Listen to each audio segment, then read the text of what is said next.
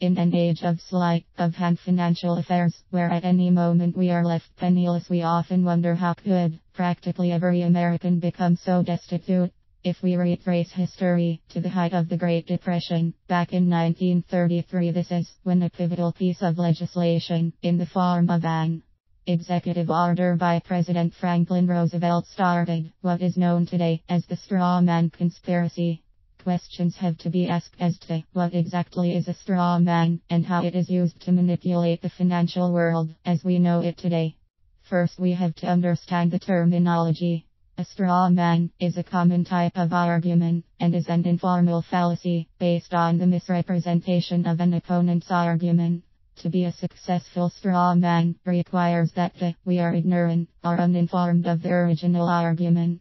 To have a straw man argument requires creating the illusion of having completely refuted an opponent's proposition by covertly replacing it with a different proposition. Using this premise in the financial world requires that an artificial person be created. Not many even realize that ever since the 1930s, every person born in the US and in Great Britain has a duplicate identity, like an illusionary and imaginary twin. One might wonder just how far and deep the financial deception that is upon us really goes. To understand this further, your straw man is an artificial person created by law at the time of your birth. The inscription of an all capital letters name on your birth certificate, which is a document of title and a negotiable instrument, means your lawful Christian name of birthright was replaced with a legal corporate name of deceit and fraud. Your name in upper and lower case letters, say John Smith, has been answering when the legal person, your name in all capital letters John Smith, is addressed, and therefore the two have been recognized as being one and the same. When you, John Smith, the lawful being, distinguish yourself as another party than the legal person, the two will be separated. Legally, since your birth, your artificial person has been considered a slave or indentured servant to the various federal, provincial and municipal governments via your state-issued, state-created birth certificate in the name of your all caps person. Your birth certificate was issued so that the issuer could claim exclusive title to the legal person created.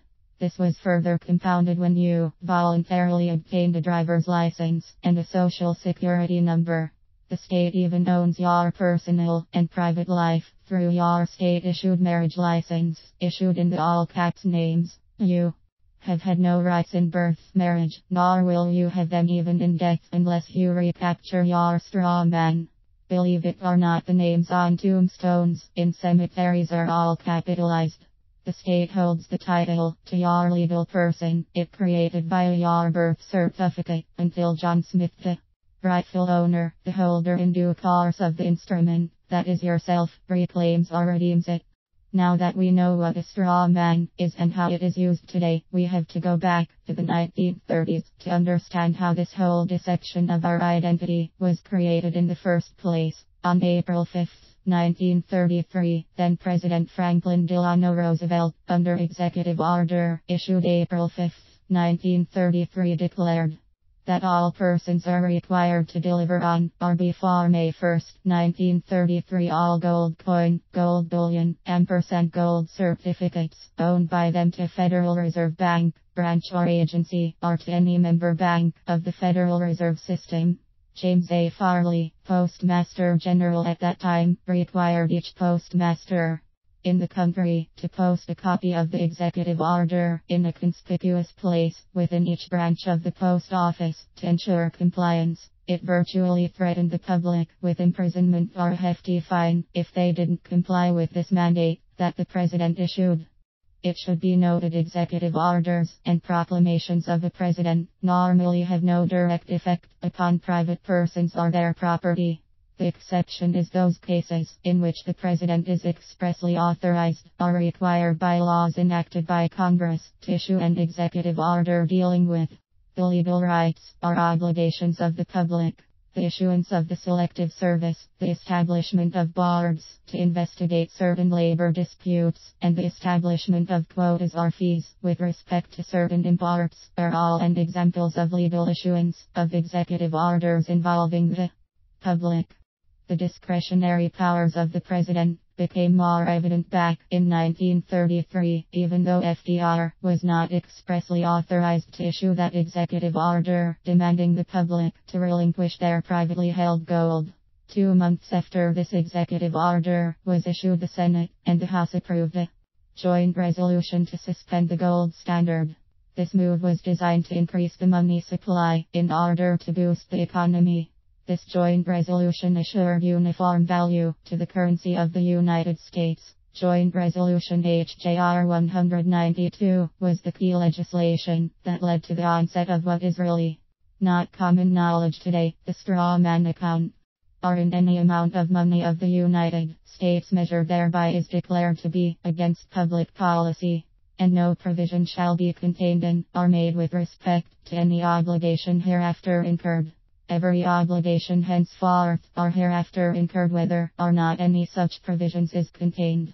Expecting currency is payable in money of the United States, including Federal Reserve notes and circulating notes of the Federal Reserve banks and all our other national banks. What HJR 192 did was it superseded public law. What passes as law today is only color of law, replacing it with public policy. This in itself eliminated our ability to pay our debts, only allowing for their discharge. When we use any commercial paper, like checks, drafts, warrants, Federal Reserve notes, etc., and accept it as money, we simply pass the unpaid debt attached to the paper on to others, by way of our purchases and transactions. This unpaid debt, under public policy, now carries a public liability for its collection. What we have now is all debt is public. Thus government, in order to provide necessary goods and services, created a commercial bond, the promissory note, by pledging the property, labor, life and body of its citizens as payment for the debt.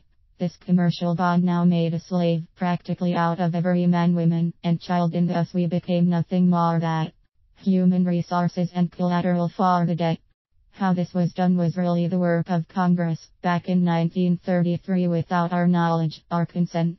This was done through the filing of our birth certificates. The United States government, our duly elected and appointed administrators of government, took and still do today certified copies of all our birth certificates and place them in the Department of Commerce as registered securities. It is these securities, where each one carries an estimated value of $1 million, have been and still are circulated around the world as collateral for loans, entries on the asset side of ledgers, just like any other security.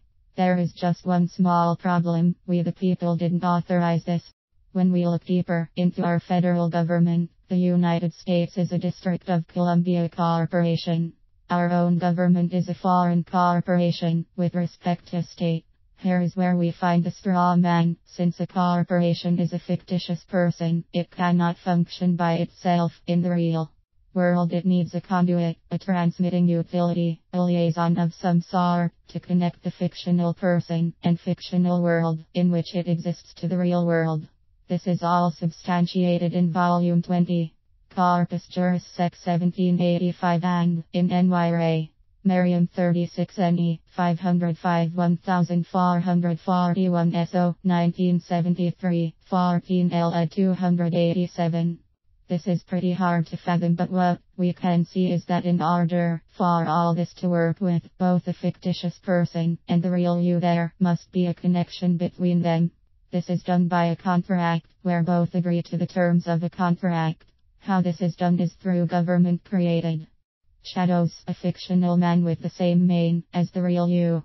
The fictional you was created at the issuance of your birth certificate, when they print your name in all capital letters or placing last name first. Now we have a government that has created fictitious persons, created by the real you being born using our birth certificates. In essence, the government created a shadow, a straw man with the same name as the real you.